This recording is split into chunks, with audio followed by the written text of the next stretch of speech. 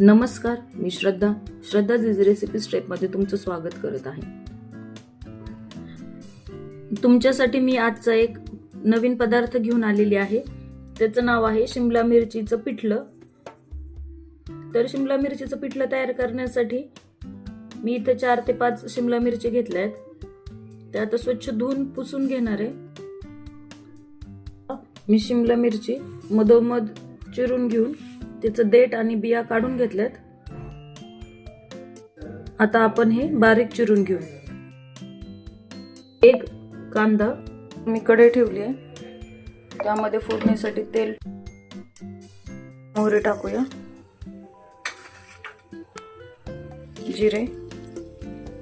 जिरे मोहरी तडतडायला लागले की यामध्ये आपण आलं लसूण आणि खोबरं टाकूया। हे लालसर झालं का यामध्ये कांदा टाकू।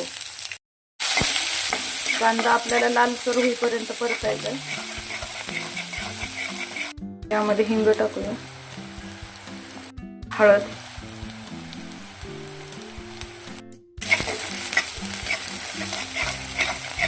आता परतलाय यामध्ये शिमला मिरची टाकून घेऊ।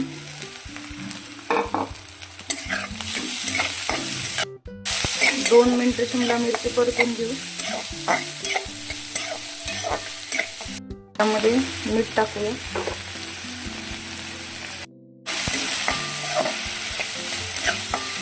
झाकण ठेवून 2 ते 3 मिनिटं शिजवून घेऊया।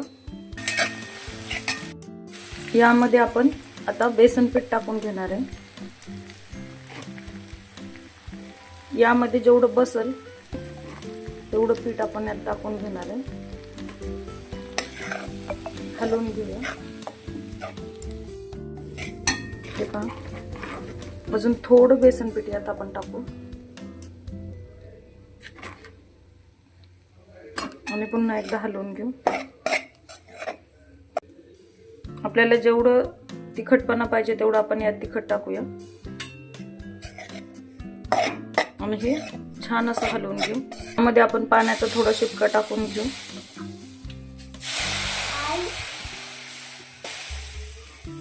कोरडं होणार नाही। आता परत आपण 2 ते 3 मिनिटं हे शिजवून घेऊया।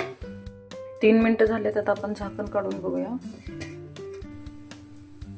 आपलं शिमला मिरचीचं पिठलं छान असं शिजलंय। हे पहा, असं हातात घेऊन पीठ बघायचंय। हे पहा, हाताला चिटकत नाहीये, म्हणजे आपलं पिठलं छान असं शिजलंय। यामध्ये आता आपण कोथिंबीर टाकून घेऊ।